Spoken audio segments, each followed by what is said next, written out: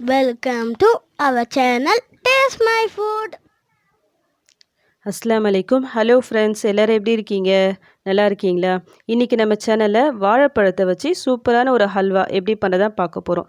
நார்மலாக ஹல்வானாலே ரொம்ப நேரம் கைவிடாமல் மிக்ஸ் பண்ணிக்கிட்டே இருக்கணும். நெய் வந்து அதிகமாக தேவைப்படும். பட் இந்த ஹல்வாவில் வந்து அது எதுவுமே தேவைப்படுது. ரொம்ப குயிக்காக நம்ம ரெடி பண்ணிடலாம். மெயினாக இதில் நம்ம சுகர் சேர்க்க போகிறதில்ல, வெல்லம் சேர்த்து இந்த ஹல்வாவை ஹெல்த்தியாக ப்ரிப்பேர் பண்ண போகிறோம். ஓகே, இப்போ நம்ம ப்ரிப்பரேஷனை ஸ்டார்ட் பண்ணிடலாம். ஸோ இந்த வீடியோவை ஸ்கிப் பண்ணாமல் ஃபுல்லாக பாருங்கள். இந்த ஹல்வா ப்ரிப்பரேஷன் ஸ்டார்ட் பண்ணுறதுக்கு முன்னாடி ஃபஸ்ட்டு நீங்கள் வெல்லத்தை வந்து கொஞ்சம் தண்ணியில் போட்டு ஊற வச்சுருங்க. நான் வந்து ஒரு அரை கப் அளவுக்கு நான் வெல்லம் எடுத்திருக்கேன். அரை கப்புன்றது கிராம் வைஸில் பார்த்தா கரெக்டாக 125 கிராம் இருக்குது.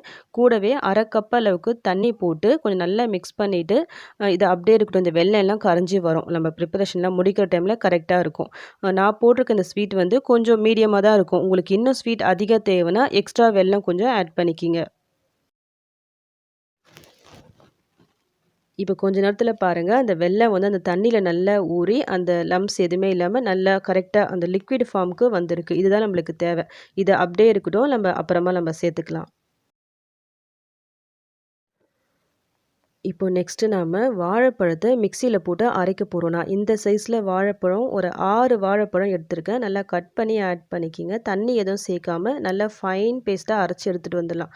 இதுக்கு வந்து நீங்கள் எந்த வாழைப்பழம் வேணாலும் நீங்கள் சேர்த்துக்கலாம். எந்த கட்டியும் இல்லாமல் இதை மாதிரி நல்லா ஸ்மூத்தாக அரைச்சி எடுத்துக்கோங்க. இப்போ நெக்ஸ்ட் ஸ்டெப்பு கார்ன்ஃப்ளவரை நம்ம மிக்ஸ் பண்ணி எடுத்துக்கலாம். இதுக்காக நான் ஒரு 3 டேபிள் ஸ்பூன் அளவுக்கு கார்ன்ஃப்ளவர் எடுத்திருக்கேன். கூடவே ஒரு 1/4 கப் அளவுக்கு தண்ணி போட்டு எந்த லம்ஸும் இல்லாமல் நல்லா மிக்ஸ் பண்ணி எடுத்துக்கலாம். இது அப்படியே இருக்கட்டும். ஓகே, இப்போ ப்ரிப்பரேஷனை ஸ்டார்ட் பண்ணிடலாம். இதுக்கு நான் ஒரு பேனில் நான் நெய் போடுறேன். நெய்யை பொறுத்த வரைக்கும் ஒரு 3லேருந்து 4 ஸ்பூன் அளவுக்கு நெய் போட்டுக்கலாம். நெய் நல்லா சூடான உடனே அதில் கட் பண்ணி வச்சுருக்க இந்த பாதாம் முந்திரியை போட்டுக்கலாம். நாம் போட்ட நட்ஸ் வந்து இந்த நெய்யில் நல்லா ஃப்ரை ஆகி நல்லா கோல்டன் ப்ரௌன் கலராக சேஞ்ச் ஆகணும். அது வந்த உடனே இது எல்லாத்தையும் தனியாக எடுத்துடலாம். இப்போ சேம் அதே பேனில் நம்ம ஆல்ரெடி அரைச்சி வச்சுருந்தோம்ல இந்த வாழைப்பழத்தை அதை வந்து இதில் போட்டுடலாம். போட்டுட்டு லோ டு மீடியம் ஃப்ளேமில் வச்சுக்கிங்க. ஒரு 5 நிமிஷம் நல்லா மிக்ஸ் பண்ணி விட்டுக்குங்க. இந்த நெய்லேயே இந்த வாழைப்பழம் வந்து கொஞ்சம் நல்லா வெந்து வரும். ஸோ நல்லா மிக்ஸ் பண்ணி விட்டே வாங்க.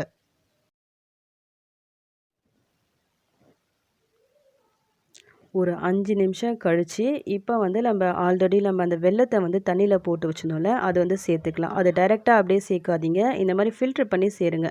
ஏன்னா வெல்லத்தில் வந்து சின்ன சின்ன அந்த மண், கல் அந்த மாதிரிலாம் இருக்கும்.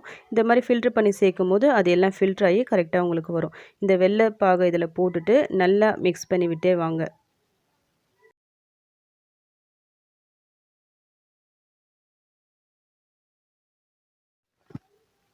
அந்த வெள்ளை தண்ணியை சேர்த்து கொஞ்ச நேரத்திலேயே கொஞ்சம் தண்ணியான மாதிரி இருக்கும். தொடர்ந்து மிக்ஸ் பண்ணி விட்டே வரும்போது நார்மல் ஃபார்முக்கு வந்துடும். அப்போ அந்த ஸ்டேஜில் நம்ம ஆல்ரெடி வச்சுருந்தோம்ல இந்த கார்ன்ஃப்ளவர் இதை வந்து ஆட் பண்ணிடலாம். கார்ன்ஃப்ளவர் அதில் சேர்க்கும்போது உடனே அப்படியே சேர்த்துறாதீங்க.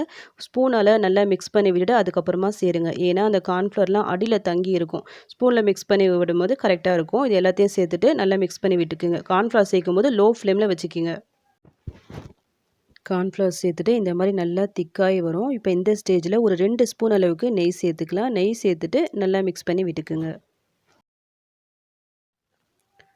நாம் போட்ட நெய் வந்து நல்லா அப்சர்வ் ஆகிடும். அதாவது அந்த நெய் வந்து நல்லா உள்ளே இழுத்துரும். அந்த ஸ்டேஜில் மறுபடியும் ஒரு 2 ஸ்பூன் அளவுக்கு நெய் போட்டு தொடர்ந்து மிக்ஸ் பண்ணி விட்டே வாங்க.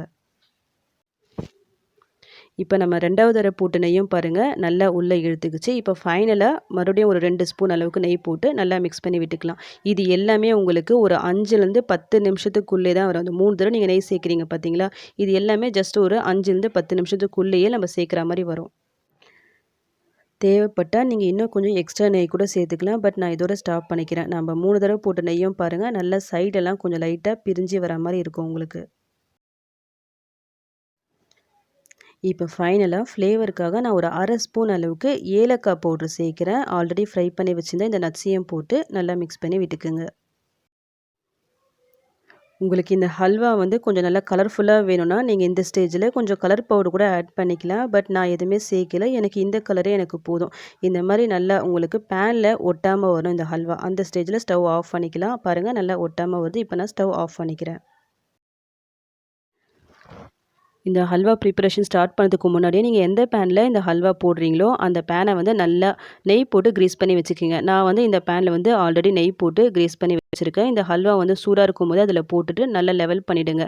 இது வந்து ஜஸ்ட் ஒரு ஷேப்க்காக தான். நீங்கள் வந்து ஷேப் வேணாம் அப்படியே நீங்கள் சாப்பிடணும்னு நினச்சிங்கன்னா ஜஸ்ட் அப்படியே விட்டுருங்க.